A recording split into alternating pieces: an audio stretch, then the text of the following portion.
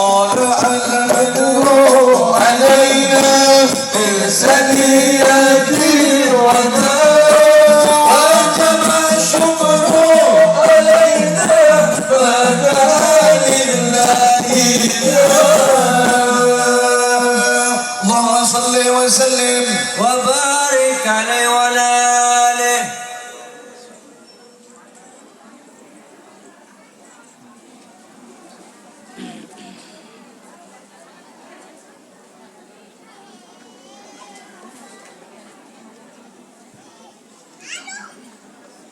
الله وحده لا شريك له وأشهد أن سيدنا ونبينا وحبيبنا وقرة أعيننا ونور قلوبنا محمدا صلى الله عليه وآله وصحبه وسلم عبده ورسوله وحبيبه وصفيه وخليله كان حبيبنا صلى الله عليه وسلم أحسن الناس خلقا وخلقا وأهداهم إلى الحق طرقا كان حبيبنا صلى الله عليه وسلم خلقه القرآن وسمته الغفران ينصح في الإحسان ويبصح في الإحسان كان حبيبنا صلى الله عليه وآله وصحبه وسلم إذا كلم الناس فكأنما يجنون من كلامه أحلى ثمر وإذا خطب الناس فكأن الدر يخرج من ذلك الكلام من نظر في وجهه عرف أنه ليس بوجه كذاب اللهم صل وسلم على سيدنا محمد مفتاح باب رحمة الله عدد ما في علم الله صلاة وسلاما دائمين بدوام ملك الله وعلى آله وصحبه ومن والاه قال الله سبحانه وتعالى في آيته الكريمة أعوذ بالله السميع العليم من الشيطان الرجيم بسم الله الرحمن الرحيم فلا وربك لا يؤمنون حتى يحكموك فيما شجر بينهم ثم لا يجدوا في أنفسهم حرجا مما قضيت ويسلموا تسليما وقال النبي صلى الله عليه وآله وصحبه وسلم إن الصدق يهدي إلى البر وإن البر يهدي إلى الجنة وإن الكذب يهدي إلى الفجور وإن الفجور يهدي إلى النار وإن الرجل ليصدق حتى يكتب عند الله صديقا وإن الرجل ليكذب حتى يكتب عند الله كذابا صدق الله العظيم وصدق رسوله الحبيب الكريم ونحن على ذلك من الشاهدين والشاكرين والحمد لله رب العالمين.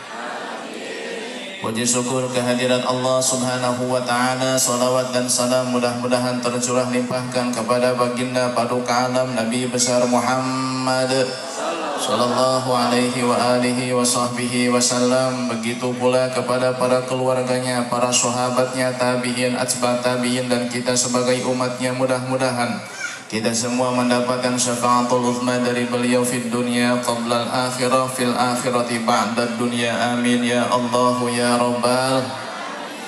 Yang saya hormati dan yang saya muliakan segenap para alim ulama, para kesepuhan, para zuama, umara, tokoh masyarakat, wabil khusus al-mukarram wal muhtaram al-ustad Aliyuddin selaku DKM Masjid At-Taqwa yang dimuliakan Allah Azza wa Jalla. Tidak lupa yang saya hormati al-ustad Hafid Al-Ustaz Dimas Kun, kiai kita yang mudah-mudahan beliau sudah hadir di tengah-tengah kita. Mereka semua diberikan panjang umur dan kesehatan oleh Allah Subhanahu wa ta'ala. Mudah-mudahan diberkahan ilmunya dan kehidupannya oleh Allah Azza wa Jalla. Amin ya Allah ya Rabbal Alamin.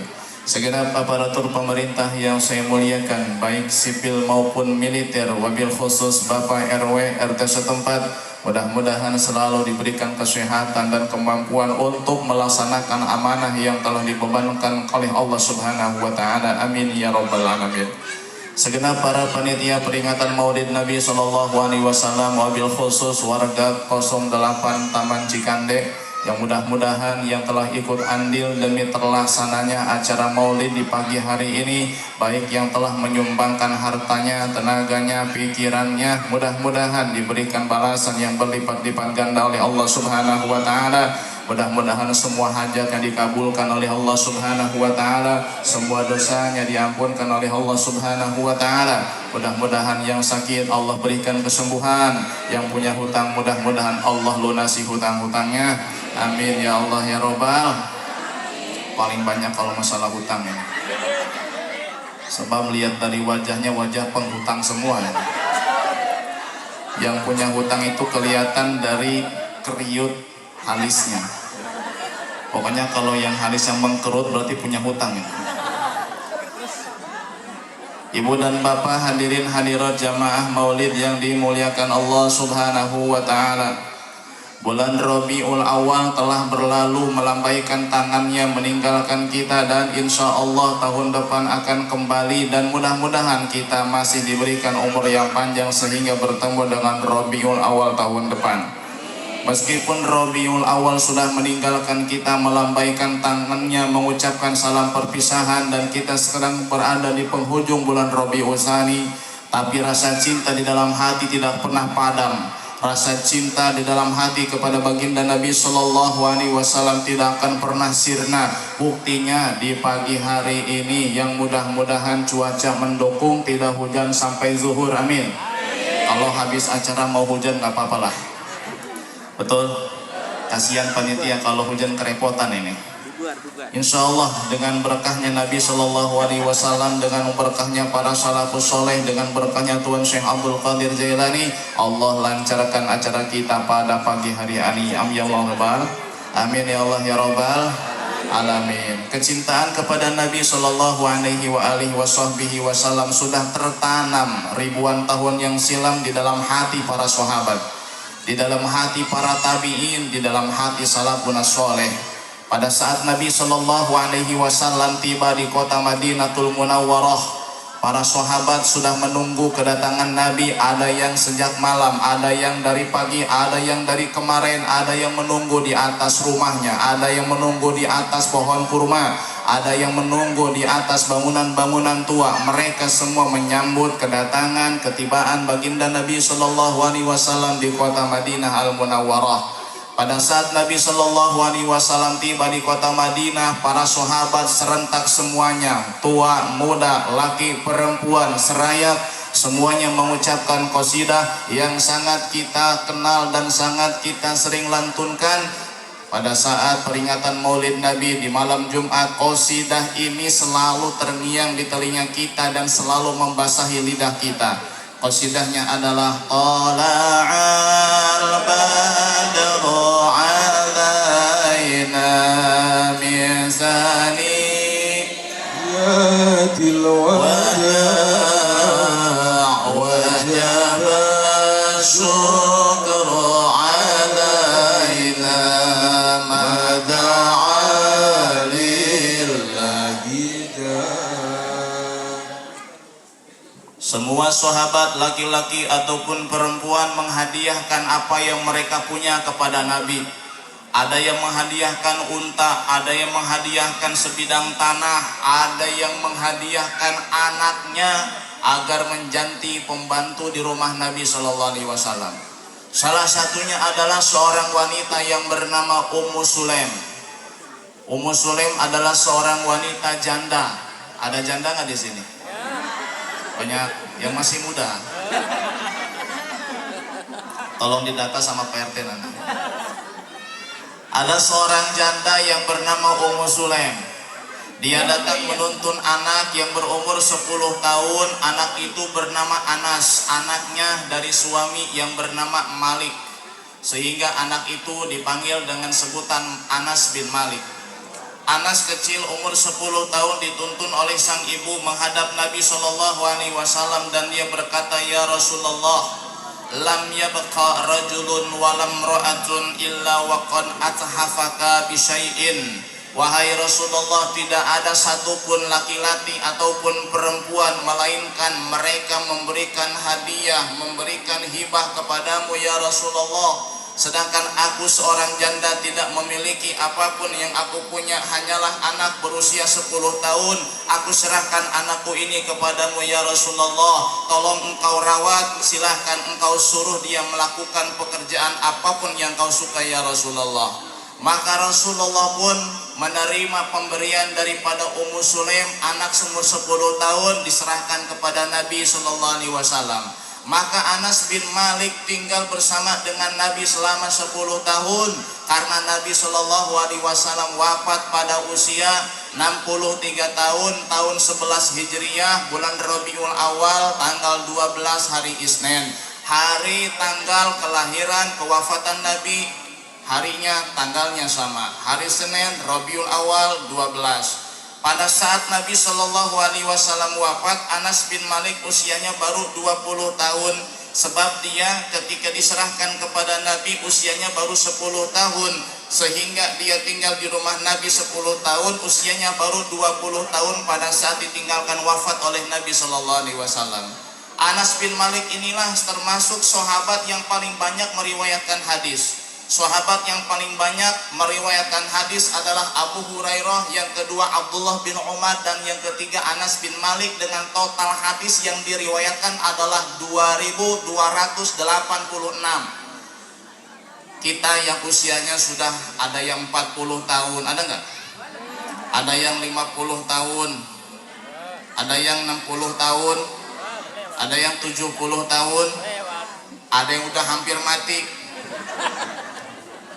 Sudah berapa hadis kita hafal? Aduh, anginnya kenceng lagi nih. Untung pakai celana.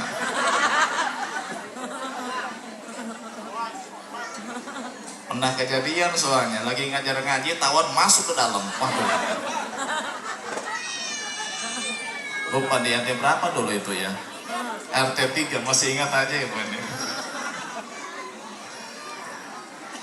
Anas bin Malik usia 20 tahun meriwayatkan 2286 hadis dari Nabi. Dan dia mendapatkan keberkahan doa dari Nabi sallallahu alaihi wasallam. Suatu ketika Ummu Sulaim datang kembali kepada Nabi dan berkata, "Ya Rasulullah, huwaidimuka Anasun ud'ullaha lahu." Wahai Rasul, pembantumu Anas, anakku Anas, tolong doakan dia.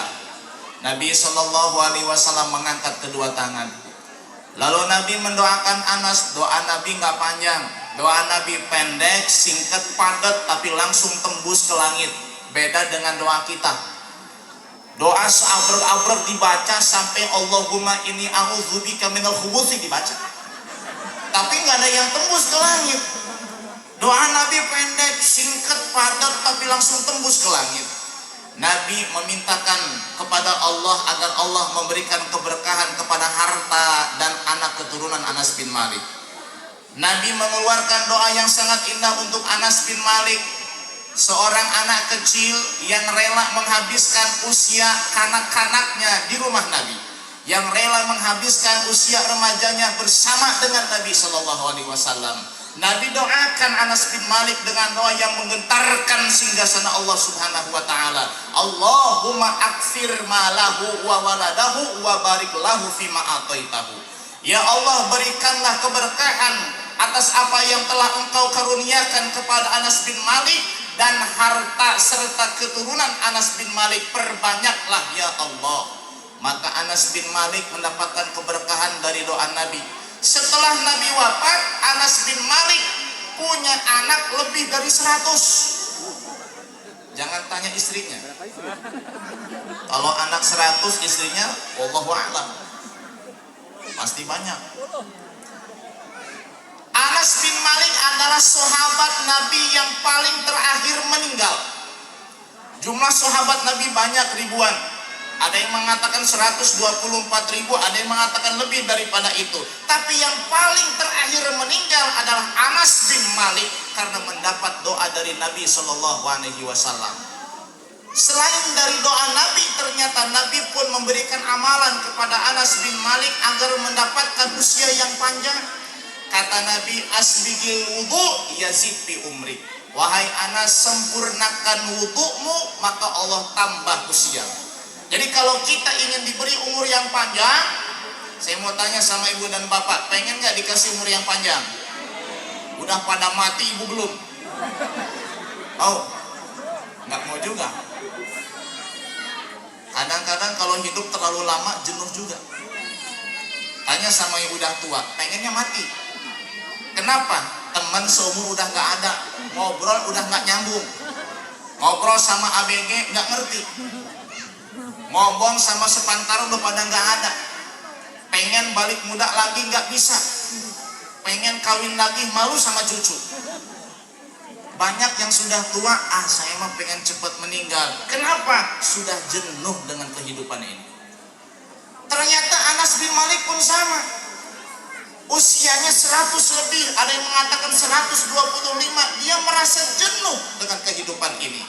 Dia ingin cepat-cepat bertemu dengan Nabi Shallallahu Alaihi Wasallam. Ingin cepat-cepat berjumpa dengan sang pujaan hati Nabi Shallallahu Alaihi Wasallam. Anas bin Malik mendapatkan usia yang panjang bukan hanya keberkahan doa Nabi, tapi karena ia mengamalkan wasiat Nabi, yaitu menyempurnakan wudhu. Maka kalau kita ingin umur yang panjang, sempurnakan wudhu. Biasakan berwudhu, bukan hanya pada saat melaksanakan ibadah yang memang harus kita berwudhu. Aktivitas sehari pun usahakan kita selalu punya wudhu. Nabi mengatakan, dawim alal wudhu fa in mutta fa innaka syahid. Dawamkan wudhu, biasakan berwudhu, selalu menjaga wudhu. Apabila kamu mati dalam keadaan punya wudhu, maka kamu mati dalam keadaan syahid. Alhamdulillah. Siapa orang yang pengen mati syahid, maka biasakanlah berwudhu, dan berwudhu dengan cara sempurna. Insya ada salah satu jamaah perempuan, ibu-ibu, bilang sama saya, Pak Ustadz, saya pernah mengamalkan wudhu dalam 1 minggu. Terus gimana Bu? Sakit saya Pak Ustadz. Sakit apa? Nirisan. Iya, bentar-bentar wudhu basah, batal wudhu lagi basah, seminggu. Izin dari sang mursid, insya Allah nggak bakal sakit. Ibu dan bapak yang dimuliakan Allah Subhanahu Wa Taala. Maka kalau kita pengen punya anak yang cinta kepada Nabi, cinta kepada ulama, menjadi anak yang soleh, ajak anak kita datang silaturahim ke rumah orang-orang soleh. Jangan ini tiap minggu diajaknya jalan-jalan melulu, ngebelain anak kecil divaksin biar masuk mall. Betul? Betul? Bukan karena mencegah penyakit, bukan karena mencegah corona, tapi karena takut tidak masuk mall. Betul? Ada nggak kayak gitu tuh? Divaksin karena pengen masuk mall. Makanya saya nggak mau divaksin. Kenapa? Nggak pernah masuk mall saya. Ibu dan bapak yang dimuliakan Allah Subhanahu Wa Taala, ajak anak kita silaturahim ke rumah para ulama, ke rumah para kiai. Jangankan kita mencium tangan ulama, menatap wajah ulama saja pahalanya besar.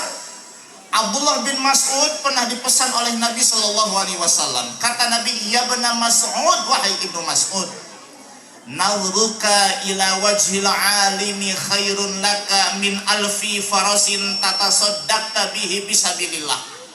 Memandangmu kepada wajahnya para ulama itu lebih bagus, lebih besar, lebih baik pahalanya ketimbang sedekah 1000 ekor kuda dilepaskan di jalan Allah Subhanahu Wa Taala.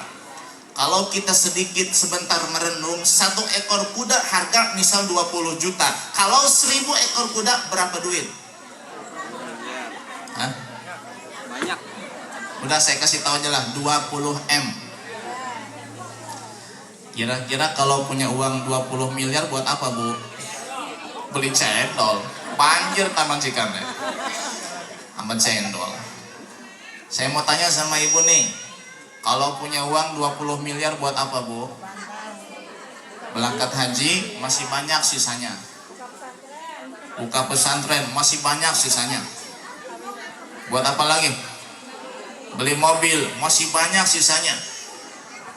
Nanti saya nanya bapak-bapak bentar lagi, pasti jawabannya kawin lagi.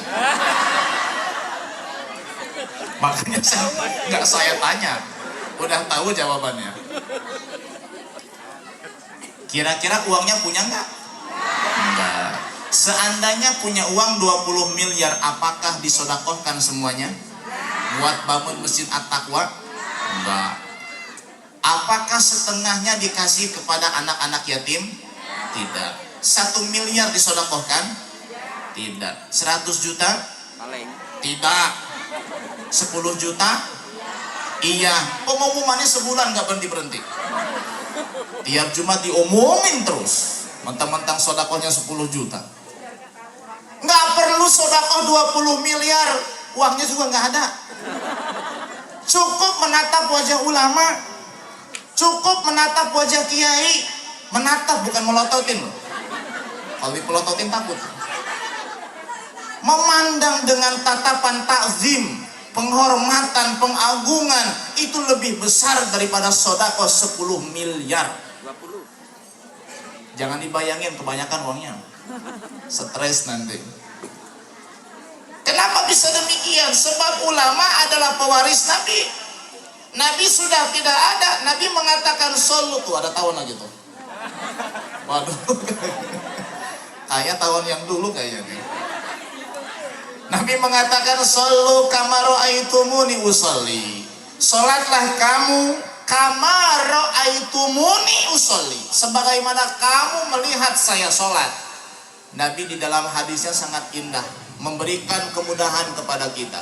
Nabi tidak mengatakan salatlah kamu sebagaimana aku salat. Tidak. Sebab bagaimana mungkin kita bisa meniru sholat Nabi, bagaimana mungkin seorang bukan Nabi bisa sama dengan sholat Nabi SAW. Artinya kita mengikuti sholat seperti yang kita lihat bagaimana Nabi sholat secara kasat mata. Sedangkan kita tidak bertemu dengan Nabi, kita tidak melihat Nabi, kita tidak pernah berjumpa dengan Nabi, tidak pernah berkumpul dengan Nabi SAW. Tapi subhanallah, ada yang rela mengorbankan hartanya, uangnya demi peringatan maulid Nabi. Ada yang rela mengorbankan hartanya membangun pesantren demi tegaknya syariat Nabi. Ada yang rela mengorbankan hartanya demi membangun masjid karena itu adalah rumah Allah dan itu adalah wasiat dan nasihat Nabi. Padahal belum pernah melihat Nabi SAW, dan ini adalah keimanan. Maka kalau kita dulu sering mendengar dari mana datangnya lintah, dari sawah turun ke kali, dari mana datangnya cinta, dari mata turun ke hati. Itu istilah yang perlu diralat. Yang benar adalah dari hati naik ke mata. Cinta itu berasal dari hati naik ke mata, bukan dari mata turun ke hati. Kalau cinta dari mata turun ke hati, mustahil cinta kepada Nabi. Sebab belum pernah mata ini memandang Nabi SAW. Belum pernah mata ini melihat Allah Subhanahu wa ta'ala. Mustahil mencintai Allah sebab tidak pernah melihat Allah. Maka istilah itu kita hapus. Cinta itu berasal dari hati naik ke mata, ingin melihat wajah tampan Nabi Muhammad SAW. Yuk kita sholawat. Mudah-mudahan dengan sholawat ini nanti malam kita ketemu Nabi. Amin ya robbal. Allahumma salli ala sayyidina Muhammadin tibil qulubi wa dawaiha wa afiyatin abdani wa sifaiha nuril absari wa diyaiha wa ala alihi wa sahbihi wa sallim.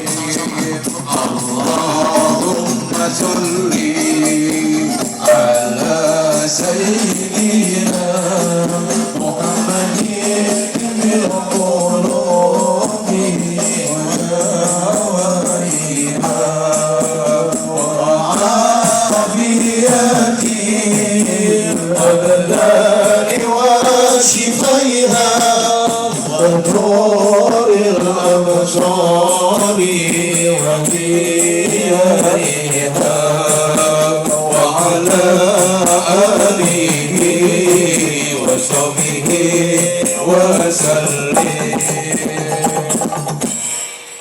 Enak nggak Bu? Coba Ibu kalau lagi nyuci piring baca sholawat, cucian beres dapat syafaat.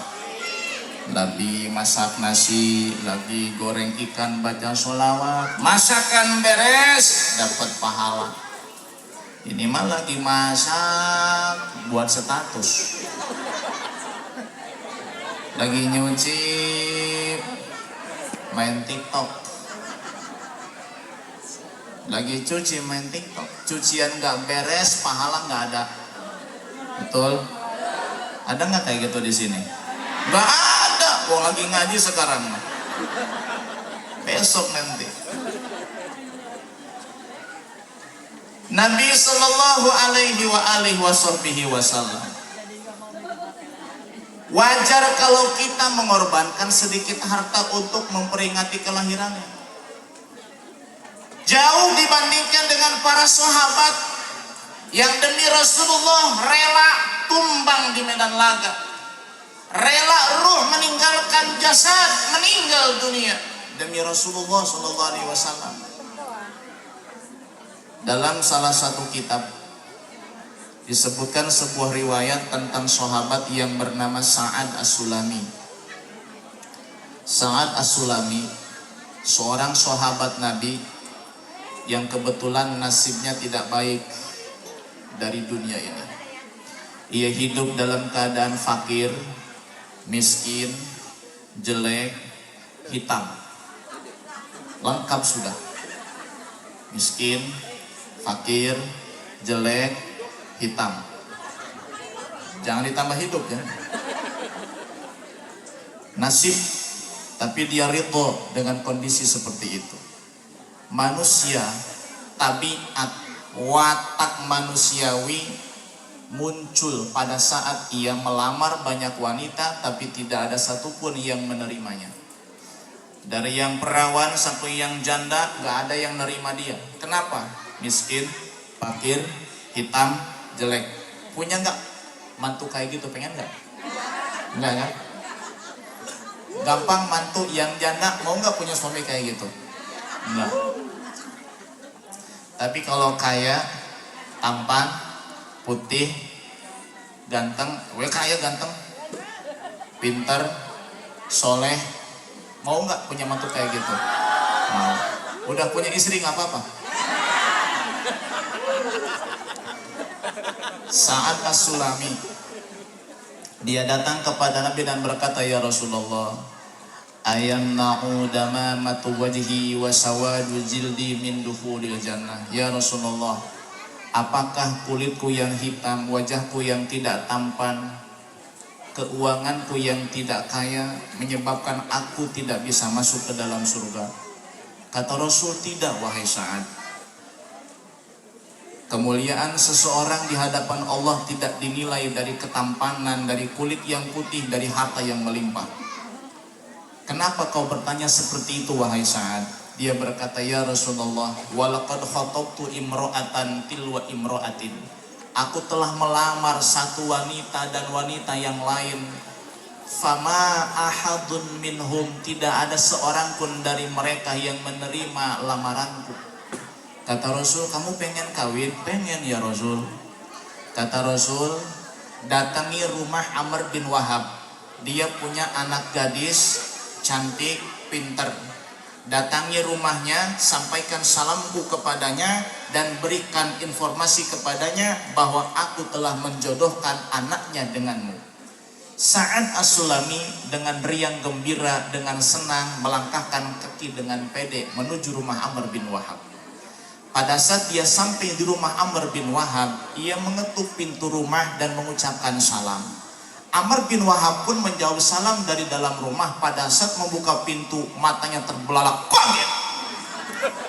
Karena yang datang ini sosok hitam, jelek. Ini orang apa jin nih? Man anta, siapa kamu? Ana Sa'dus Sulami, saya Sa'ad As-Sulami. Ada perlu apa Anda kemari? Sa'ad berkata, aku ingin menyampaikan bahwa Rasulullah yukri'uka salam, menyampaikan salam kepadamu. Amr bin Wahab berkata, alaika wa alaihi salam, sampaikan kembali salamku kepada Nabi SAW. Dan aku menyampaikan satu wasiat kepadamu wahai Amr. Kata Amr, katakan wasiat itu. Rasul berkata, wahai Amr, anak gadismu telah dijodohkan dengan aku, telah dijodohkan dengan Sa'ad As-Sulami, dan itu adalah aku.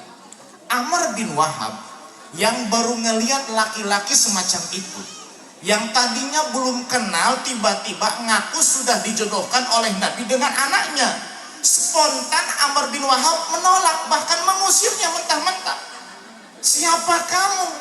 Kenal aja enggak, ngaku utusan Nabi, lebih parah lagi ngaku telah dijodohkan dengan anakku. Kira-kira sekelas kita aja percaya enggak, Bu? Oh, enggak percaya. Kenal enggak, saudara bukan, tetangga bukan, tiba-tiba ngaku telah dijodohkan dengan anaknya, otomatis diusir secara manusiawi. Maka Sa'ad As-Sulami pun ternyata pulang dalam keadaan sedih, hatinya patah, terkikis, sakit, sudah tidak punya harapan hidup lagi. Dengan membawa pesan dari Rasul pun ternyata orang tetap tidak percaya dengan ucapannya. Kenapa? Karena tampangnya tidak meyakinkan.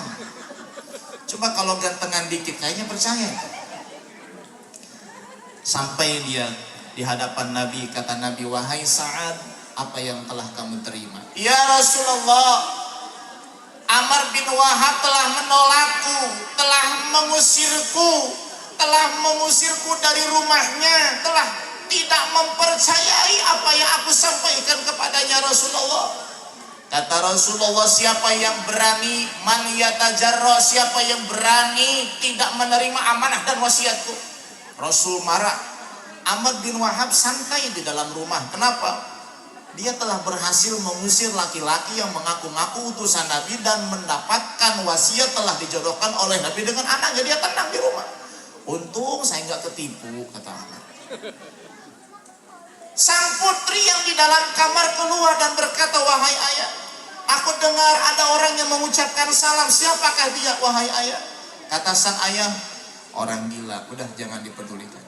Tidak ayah, aku mendengar dia membawa nama Rasulullah. Kata sang ayah, dia memang mengaku utusan Rasulullah, dan dia berkata bahwa Rasul telah menjodohkannya laki itu. Aku khawatir Allah menurunkan wahyu membuka kejelekanmu, wahai ayah, karena ayah tidak menerima wasiat dan tidak percaya terhadap amanat Rasul. Aku terima, aku pasrah dan ridho kalau memang telah dijodohkan oleh Rasul dengan laki-laki seperti Sa'ad As-Sulami, meskipun hitam, jelek, miskin. Ada nggak anak gadis kayak gitu? Ada. Itu ada. Mana itu contohnya? Sini mah nggak ada, itu matre semua. Gitu. Ada uang abang disayang, nggak ada uang abang ditendang. Nauzubillah min dzalik. Pergi bergegas mendatangi Nabi Shallallahu Alaihi Wasallam. Sesampai di kediaman Nabi, ternyata waktu sholat sudah mulai tiba. Dan ia pun ikut sholat berjamaah di Masjid Nabawi. Dia baris di sop yang paling belakang karena dia takut kepada Nabi. Selesai sholat, ternyata betul yang dikhawatirkan. Nabi sebelum melihat sosok Amr bin Wahab berkata di hadapan para sahabat, siapa yang berani membantah perintahku? Siapa yang berani tidak mempercayai wasiat dan amanatku? Amr bin Wahab kemudian dengan air mata yang berlinang, dia berdiri, memberanikan diri, berjalan kepada Nabi Shallallahu Alaihi Wasallam, berkata, ya Rasulullah, aku tidak bermaksud mencampakkan perintahmu, aku tidak bermaksud tidak percaya terhadap amanat dan wasiatmu. Kalau memang betul itu adalah wasiatmu, aku sekarang percaya dan aku siap menikahkan anakku dengan Sa'ad As-Sulami. Kata saya dalam hati, rasa itu. Gua bilang juga apa, macem-macem. Kira-kira gitu dalam hati, kira-kira gitu. Nggak ngomong kayak gitu, kira-kira gitu ngomong. Akhirnya saat dipanggil, saat kemari, masih pengen mau nikah, pengen banget, mumpung gratis. Akhirnya langsung ijab qabul, saksi para sahabat, Rasul yang membimbing, Amr yang mengijab, Sa'ad yang mengkabul. Mana anak gadisnya? Di rumah. Apakah sah? Sah. Akad nikah itu yang patut hadir di majlis akad adalah wali, pengantin laki-laki, 2 orang saksi. Pengantin perempuan tidak dihadirkan, tidak jadi soal. Yang harus hadir hanya 4 orang, wali, pengantin laki-laki, 2 orang saksi. Berarti menikah secara virtual, secara online tidak sah. Kalau nikahnya secara online, nanti habeknya online juga. Bisa nggak tuh? Malam pengantinnya online. Hah? Nggak bisa kan? Nggak bisa. Nanti hamilnya online juga, punya anak online juga nanti.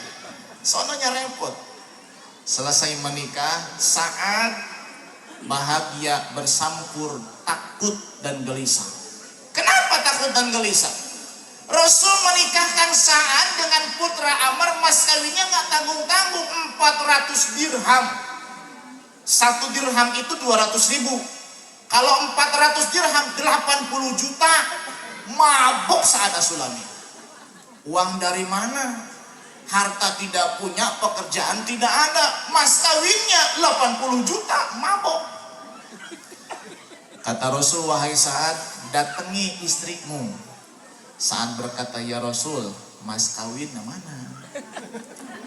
Jangan takut, aku yang menikahkan, aku yang tanggung jawab. Mas kawinmu akan dibayar oleh 3 orang sahabatku. Pertama Abu Bakar, yang kedua Abdurrahman bin Auf, dan yang ketiga Utsman bin Affan. Datangi mereka. Kata Sa'ad, alhamdulillah, gratis maning coy. Yang nyarikan Nabi, mas kawin Nabi yang tanggung juga. Dia datang ke rumah Abu Bakar, dikasih 400 dirham. Dia datang kepada Abdurrahman bin Auf, dikasih 400 dirham. Dia datang kepada Ali bin Abi Thalib, dikasih 400 dirham. Total harta yang dia miliki 1.200 dirham. Kalau 400 dirham 80 juta, berarti kalau 1.200 dirham berapa duit? 240 juta. Punya nggak duitnya tuh? Kalah sama Sa'ad. Pria miskin tiba-tiba kaya mendadak. Sa'ad dengan uang yang banyak, kipasnya aja udah nggak pakai hihit, pakai duit kipasnya. Sultan dilawan. Sultan. Maka orang kaya tuh kipasnya nggak pakai hihit, pakainya duit. Sultan. Berarti kalau yang kipasnya masih pakai hit berarti bukan sultan itu, ya, susultanan. Sa'ad As-Sulami pergi ke pasar belanja. Pada saat ia ingin belanja, membeli emas, membeli perak, perhiasan untuk istrinya, tiba-tiba datang laki-laki berkuda utusan Rasulullah. Laki-laki itu berteriak keliling pasar dengan meneriakkan kalimat An-Nafir, An-Nafir, yang artinya perang, perang fisabilillah. Waduh, kata Sa'ad, belum malam pengantin ada seruan perang. Tapi hatinya tidak bergoyah sedikit pun, tidak gentar. Dia mengatakan, hidupku untuk Allah, matiku untuk Allah. Allah yang telah memberiku kehidupan, Rasulullah yang telah memberikan petunjuk hidayah kepadaku, kepada Allah Subhanahu wa taala melaluinya. Maka akan aku pergunakan uang ini untuk membeli peralatan perang. Sa'ad pun kemudian membeli peralatan perang. Dia membeli pedang, beli tombak, beli kuda, sisanya dibawa untuk pergi ke medan perang. Pada saat Nabi dengan sahabat sudah berbaris ingin menuju ke medan laga, Sa'ad datang belakangan menunggangi seekor kuda dengan tubuh yang dibalut dengan kain hitam yang terlihat hanya kedua bola matanya saja. Kuda hitam dibalut dengan kain hitam. Semuanya, dari ujung kepala sampai ujung kaki hitam semuanya. Bola matanya yang terlihat putih dan hitam. Sahabat semuanya melihat sosok yang misterius, siapa nih orang ini? Hitam semuanya. Kata Ali, da'uh, biarkan dia. La'allahu rajul, mungkin dia seorang laki-laki, atakum min Bahrain, datang dari negeri Bahrain, atau min kibali Syam, atau dari negeri Syam, atau min kibali Yaman, atau dari negeri Yaman, datang kemari ingin membela kita, membantu kita berjuang fisabilillah. Maka laki-laki itu pun berbaris dengan sahabat yang lain. Tidak ada yang mengenal, bahkan Rasul pun tidak mengenalinya. Karena Rasul menganggap Sa'ad lagi malam pengantin, lagi bulan madu, lagi honeymoon ke Bali. Belum ada Bali waktu itu. Rasul nggak curiga sama Sa'ad, karena pengantin baru. Rasul pun memaklumi. Berangkat rombongan ke medan jihad, perang berkecamuk. Yang terlihat menonjol sepak terjang dalam peperangan itu adalah pria yang berkain hitam itu. Hebat sekali. Dia menangkis musuh-musuhnya, dia menebas orang-orang kafir. Silatnya sangat hebat, Cimande, Cikalong, Cidurian. Datang semua. Banjir. Perang. Sampai Rasul takjub, nih siapa orang hebat sekali sepak terjangnya. Oh, dengan kudanya dia berlaga di medan tempur. Masya Allah, kilauan pedangnya menakutkan mata-mata musuh. Kemudian Sa'ad pun yang namanya sepandai-pandainya tupai melompat akan jatuh juga. Sa'ad pun dengan kepandaiannya dalam berperang, ia pun terjatuh. Pada saat ia terjatuh, tangannya tergores pedang, kain yang membalut tangannya pun terlihat, membuka kulit yang berada di dalamnya. Pada saat Rasul melihat, ini kulitnya hitam, jangan-jangan Sa'ad. Rasul berkata, "A'anta Sa'dun? Apakah kamu Sa'ad?" Kata Sa'ad, "Na'am ya Rasulullah, aku adalah Sa'ad." Masya Allah, kata Rasul, "Teruskan." Sa'ad kembali naik ke atas kuda, perang di jalan Allah, melawan orang-orang kafir. Selesai perang, sosok berbaju hitam tidak ada. Kata Rasul, "Kemana Sa'ad?" Emang ada saja Rasul? Ada tuh yang pakai kain hitam. Oh ya Rasul, udah nggak ada. Cari, kata Rasul. Ada yang bilang udah pulang kali. Kata Rasul, enggak, cari. Kira-kira kemana itu? Setelah dicari, ternyata sosok berbaju hitam tergeletak di tengah mayat, tergeletak di tengah para syuhada, dalam keadaan kesatria, mati terbunuh fisabilillah. Rasul pun diberikan khabar oleh para sahabat, "Ya Rasul, tuwfiya Sa'dun, ustushhida Sa'dun." Sa'ad telah wafat syahid. Rasul menangis, bawa jasadnya kemari, dibawa oleh para sahabat, diletakkan di hadapan Rasul. Lalu Rasul kemudian meletakkan kepala Sa'ad di atas pahanya. Rasul membuka balutan kain hitam yang membungkus wajahnya. Rasul menatap wajah Sa'ad, kemudian menangis, membasahi pipi indah, janggut indah Rasul, mengalir derayan air mata dari mata Nabi SAW. Tiba-tiba Nabi tertawa, tiba-tiba Nabi tersenyum, dan tiba-tiba Nabi menoleh ke belakang. Para sahabat melihat kejadian itu merasa aneh.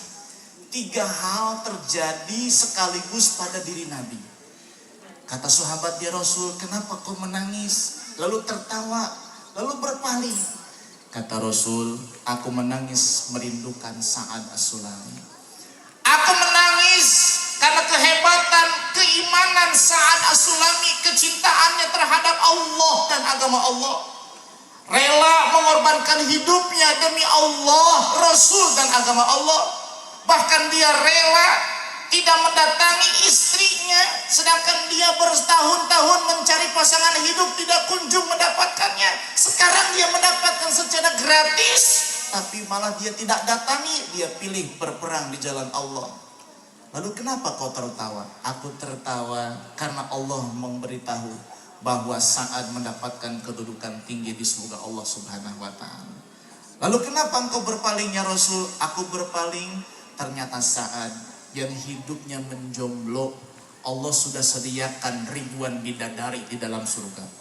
Dan bidadari itu pada saat Sa'ad meninggal, menyambut ruhnya ke bumi dengan mengangkat kain, dengan mengangkat pakaiannya, sehingga kakinya, sehingga pahanya bidadari terlihat. Aku malu melihat paha bidadari karena itu adalah istri Sa'ad di dalam surga. Rasul malu lihat kaki bidadari. Coba kalau kita. Jangankan bidadari, orang tetangga aja diliatin. Nauzubillah min dzalik, nauzubillah min dzalik. Rasul malu melihat kaki bidadari turun dari surga menyambut ruh Sa'ad As-Sulami. Maka wahai para jomblo, ada nggak jomblo di sini? Mana sih orangnya? Itu di belakang, Pak Ustaz. Wahai para jomblo, jangan berkecil hati. Meskipun di dunia tidak mendapat pasangan hidup, yang penting beramal soleh. Insya Allah di surga sudah menanti ratusan ribu bidadari. Amin ya robbal alamin. Dan saya kasih bocoran ini. Satu orang laki-laki di dalam surga paling sedikit akan punya istri 12.100. Tenang bu, ibu nggak ada cemburu di dalam surga. Ibu kelak nanti di dalam surga menjadi ratu bidadari dan tidak ada cemburu. Wah, suami saya punya istri 12.100, nggak ada cemburu. Cemburu di dunia doang, di akhirat mah enggak. Maka wahai suami, cukup satu di dunia. Kata ibu setuju. Nanti di akhirat menunggu 12.100. Jangan gara-gara pelakor 12.100 istri surga dihilangkan oleh Allah Subhanahu wa taala. Senang dia. Betul nggak? Betul banget katanya. Iya betul. Emang kalau nggak bisa adil gimana gitu bu? Nggak bisa adil itu neraka urusannya. Yang harusnya dapat 12.100 bidadari gara-gara pelakor nggak bisa adil, hilang itu semua. Mending satu dapat banyak nanti, apa mending di dunia banyak di sana banyak?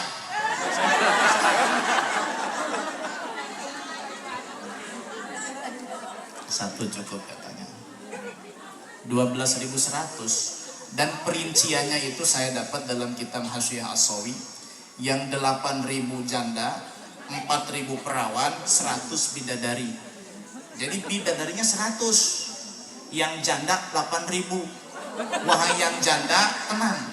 Meskipun tidak menikah lagi, akan mendapat suami yang ideal di dalam surga. Emang di surga ada janda? Ada. Janda yang di dunia masuk surga, ya perawan lagi. Artinya meskipun statusnya janda, tapi jadi perawan lagi. Inna ansha'nahunna insya'a faja'alnahunna abkara urban atraban li ashabil yamin. Surat apa itu? Waqi'ah. Yang belah sana bengong aja. Nggak tahu pasal tadi. Wanita surga itu Allah jadikan perawan-perawan lagi. Ada yang nenek-nenek di sini? Yang 80 tahun. Mana sih? Oh, emak di surga gelis tuh mak. Cantik lagi di surga, jadi muda lagi. Yang pesek jadi mancung. Mantap, jangan dimancungin di dunia, nanti mancungnya di sana. Yang tepos jangan disuntik. Di sono Pak Heno. Di sono di surga. Di sono mah bohai. Oh, nggak ada yang nempek, nggak ada. Nggak ada yang pesek, nggak ada yang sipin, nggak ada. Oh, sempurna di sono. Di mana di sono? Surga, kalau masuk surga. Tapi mudah-mudahan dengan peringatan Maulid kita masuk surga semuanya. Amin ya robbal alamin. Para hadirin hadirat yang dimuliakan Allah Subhanahu wa taala. Terus. Yang ceramahnya satu lagi. Ya. Jadi bagi-bagi waktu, insya Allah beliau kiai kita yang akan melanjutkan apa yang saya sampaikan atau mungkin lebih jelas dari yang apa yang saya sampaikan. Mudah-mudahan sedikit bermanfaat. Yuk kita baca sholawat lagi. Mudah-mudahan kita mendapat syafaat dari Nabi Shallallahu Alaihi Wasallam dan mohon kesediaannya menyisihkan sebagian hartanya untuk anak-anak yatim. Ya, nanti ada kotak yang keliling, nggak keliling sendiri, ada yang bawa. Ya. Silahkan ya, yang pengen surga tuh ya, insya Allah. Sallallahu ala Muhammad sallallahu alaihi wasallam sallallahu ala Muhammad